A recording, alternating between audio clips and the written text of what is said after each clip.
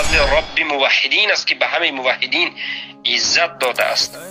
و جواب ما به شما کوتاه است: موتو بغیظکم، موتو بغیظکم، موتو بغیظکم.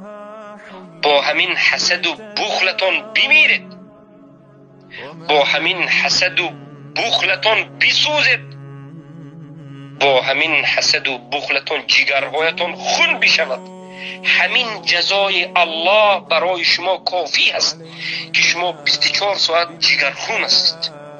قسم به الله، موحد خواب میکند در حالتی که ذکر میکند و آرام است و خرسند است و به هیچ کسی نه بخل دارد نه به فضل الله داده حسد میکند.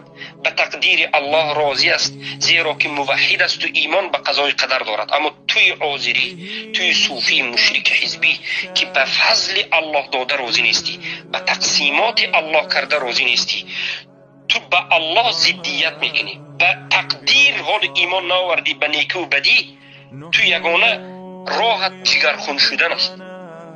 جگرکات خون میشود، از بینیات خون میبراید، دلکات میکفت، فشارت بالا میرود، لیکن دیگر حالت این فایده ندارد.